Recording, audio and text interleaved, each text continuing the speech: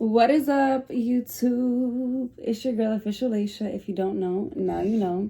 All right, so, oh my God, I'm actually being consistent. I'm actually posting. Yes, I am posting. Like I said, I was going to be posting. I just finished doing my hair. I just finished getting ready for bed. Before we get this video started, as you can see by the title, make sure you like, subscribe, and turn your post notifications on because I will be posting weekly. I will be posting daily, and it feels good to be back. Like, honestly, it really does. I was not expecting to be back this fast, but here I am. Here I am. So, as you guys can see by the title, how to heal after a toxic relationship. Now, this is far more just from experience. This is also advice that I, want to give you guys because I myself have, left toxic relationships in my past, and I myself have been through certain things to know what a toxic relationship is and to know the red flags, the signs, and everything to look out for. So I wrote some of my stuff down on how to heal because a lot of you guys tend to stay in the past and don't move towards the future, and that is what makes you stay stuck in the past and stuck in that toxic withdrawal phase, if that makes sense.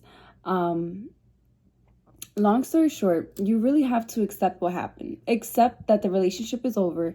Accept that it's no longer a relationship. Accept that there is no future. Just accept it. Just say, okay, that's not meant for me. That's not what God has in store for me. Must mean I have better coming my way. Literally, it's all a mindset. It's all a switch. It's all okay, I know I deserve better. I know that this is not for me because if this was for me, God wouldn't have removed it. Get that into your mindset. Once you embed that into your head, there's no going back whatsoever. You also need to understand what toxicity is. Like, I feel like toxicity is abuse in a sense. I feel like there's different ways of being toxic. For instance, how do I say it? You can financially be toxic. You can mentally be toxic. You can emotionally be toxic. You can literally, like, physically be toxic to somebody. Triggering. I don't know. It's just so much to toxicness when it comes to a relationship that you can heal from, and that, so many levels to it that you really gotta dig deep into it. Let me see. Okay, my personal favorite, because I'm a very, very professional at this, go no contact as much as you can. Don't think about them. Don't try to text them. Don't try to call them. Give them your last, before you end something, give them your last sentence. Give them your last paragraph. Give them your last respect. They don't respect it. They didn't want it. Don't ever look back. As a matter of fact, level up so fucking hard to the point when they look at you and they look for you and they want you back, you're at a different level that they don't even know who you are anymore. Literally. And I would say going no contact is the best form of just leaving them alone, not wanting anything serious, starting over, not even with somebody new, just starting over with yourself, accepting it, and just going no contact. Those two personally are my favorite. Going no contact for me is really not that hard because I already have detachment issues. Like, me personally, I could stop talking to a family member that I have lived and grown with for decades. So talking to a stranger that I just met for a couple of months doesn't really faze me. I really don't give a fuck, honestly. Sorry to curse, but I really don't care, and I wouldn't really much so care. But everybody's different. Everybody has their own experiences, traumas. But for me personally, I put into my head, all right, this is not for me. God wouldn't take this away from me. And if God took that away from me, it's for a reason. He heard a conversation. There was something going on that I didn't know about that he's protecting me from. So take everything as a win. Take everything as everything is happening for a reason. Don't take it personal. And that's pretty much all I have to say with no contact. You need to feel You need to cry. Yeah, you need to cry. You need to speak to yourself. You need to speak to other people. You need to, how do I say this in the most nicest way? You need to go to a rage room. Rage room. You never heard of a rage room? Okay, I went to a rage room and I literally, this honestly healed my heart. This rage room makes you so relief. You scream, you throw things, you break things, you put all your anger out, and I promise you afterwards, you're gonna feel so much better. You have to grieve the person, literally, like a death. You really do have to grieve them. If you really did love them and you cared about them and you genuinely loved them, like 100%, you have to grieve them. You have to make it seem like they passed away. You have to make it seem like they're dead, like they no longer exist, like it never happened. And it sucks because everything you guys talked about, everything you guys planned, everything you guys talked about together, future, all of that is out the window. All of that is done. All of that is bye-bye. Can't even think about it. And if you do catch yourself thinking about it, think about a pros and a cons list of everything they put you through and just outweigh the good and the bad. And that'll be your answer on why they're not your person and why God has somebody better in store for you. Another one is, oh, another one is detox mentally. You have to really detox your mind. Like, how do you detox your mind mentally? I wrote this down. Hold on. So I had an issue when I had broken up with my ex that I kept replaying the closure. I kept replaying everything that they put me through. I kept replaying the revenge on, oh, I'm going to do this. Oh, I'm going to do that. No. You don't have to do any of those things. You don't. You really don't. You don't have to be a bad person just because somebody did you dirty. As a matter of fact, you don't ever let a person change you for the worse after they said what they said, after they felt what they felt, because it shouldn't change you. It shouldn't make you a bad person because you didn't get what you want. I feel like, personally, that was God's redirection for protection. Sometimes we don't always get what we want because God has something 10 times better for us, stored for us. Sometimes we don't always get what we want because God is like, okay, I did this to you. This was your testimony. Now let's see what else you could do with it. Now let's see how you can. Now let's put two and two together. Let's fix this puzzle piece. Let's fix you up. Like, God will really put you through things on purpose, get you out of them, put you through them again, get you out of them, and put you through them again until you learn. So you really need to detox your mind. Don't think about it. Don't think about them. Don't think about the arguments. Don't think about the fighting. Don't think about any of that. Honestly, just live at peace. If I would honestly say what's helping me not think about this person, it's honestly focusing on myself. It's honestly doing things that I never expected myself to be doing. It's honestly going to the gym. It's honestly evolving in a different form and into a different woman, you know? And I would say, yeah. So another one, I was just talking about this, rebuild your identity. So this is crazy. When I say rebuild your identity, I mean go back to doing the things that you love to do. I was in that relationship, and this is from experience, multiple times. I was in relationships where I would date the person and they would want me to stop doing the things that I wanted to do and that I loved. And that is a mistake that I've learned from, that I will never allow to happen. Because how you meet me is how I come, and if you don't like it, deuces, adios, don't care. Especially when you're dealing with a narcissistic man. That's another video I'm going to get into later on, though, in the future. Yeah, you honestly have to rebuild your identity. Go back to your hobbies. Go back to making your goals. Go back to the people that you pushed away, the people that you isolated from, the people that you no longer spoke to because of that relationship. Go back to them.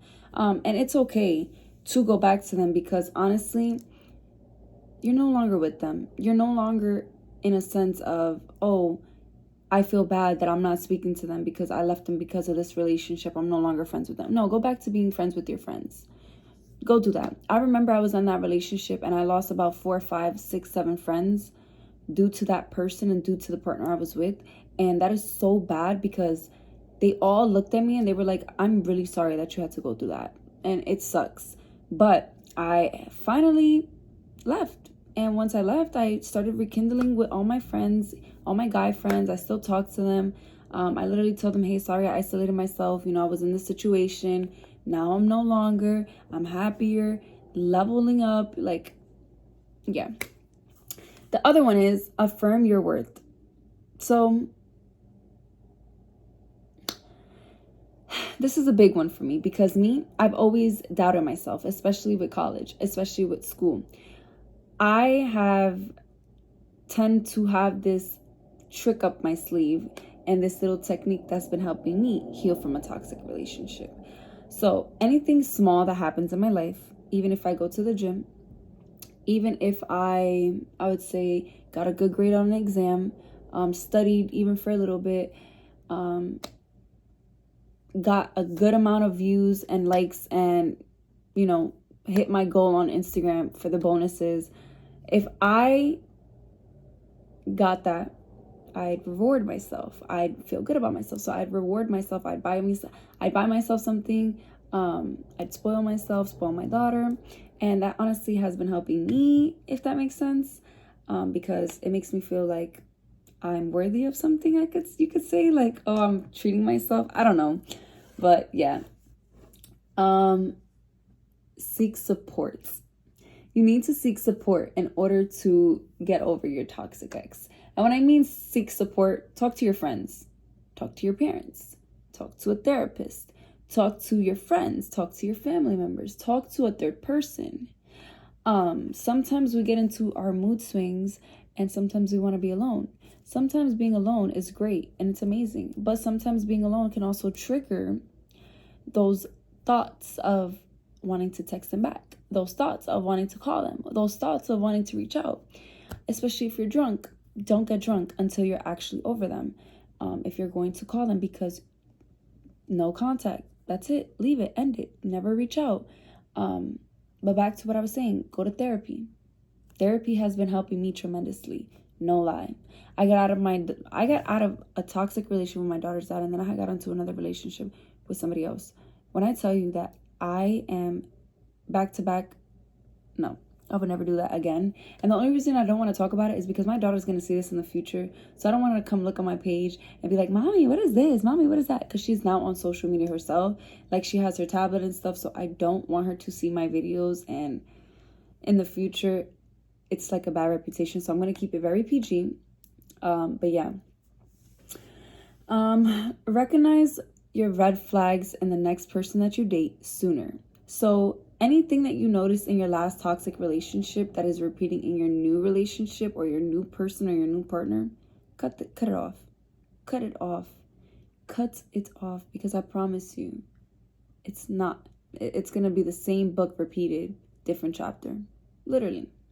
And you don't want that for yourself. So definitely 100% cut it off if that happens to you. And last but not least, for me, you got to give it time. You have to give yourself time, because sometimes people suffer from separation anxiety. Sometimes people suffer from detachment issues. Sometimes people suffer from the fear of being alone. You have to give yourself time. Literally, you do. It sucks and it hurts and it's very, very uncomfortable, but it's either that or begging. It's either that or looking thirsty. It's either that or looking like you don't know your worth. It's either that or looking like you're somebody who doesn't know who they are when you do know who you are. You just really have to find it. So don't ever settle for that. Don't ever in a million fucking years think that begging a man to love you is okay, because it is not okay.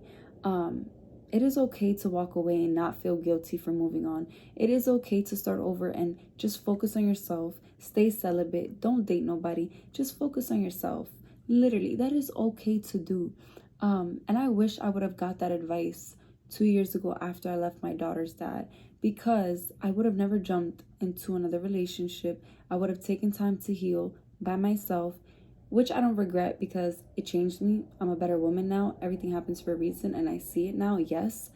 But now that I've gotten to this different mindset, I can't see myself in a relationship. And I don't want to make my page about relationships. My page is not going to be about relationships, but we're talking about healing from toxic relationships. That's the only reason why I'm talking about this. But just let relationships go for a long time after you left a very toxic relationship, and just focus on yourself. Whether it takes you a year, whether it takes you 2 years, whether it takes you 3 years to get back into dating, just focus on yourself. You're still young. You still have a lot of time. I don't know what age my audience is, but it doesn't matter the age. Your person will find you. You will find your person when God's timing is right.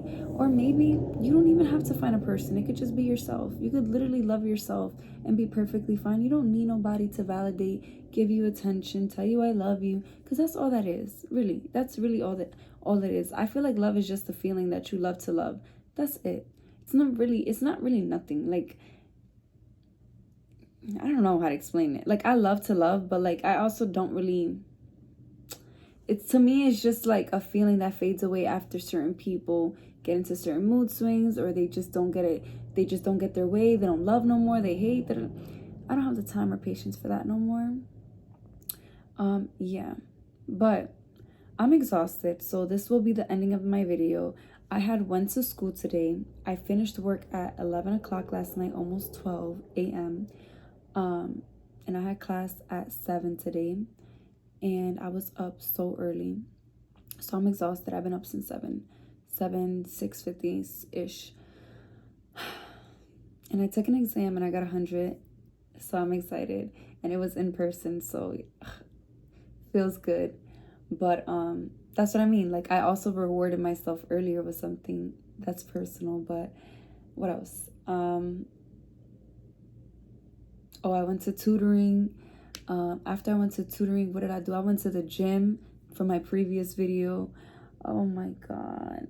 I was in the gym for like 2 hours and a half. I feel so good though.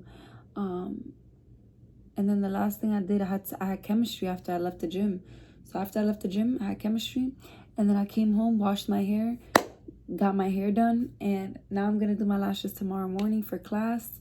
And that's pretty much my life. Like, I have too much on my mind right now, too much stress. I got to study too. So I'm going to study for like 30 minutes before I go to bed.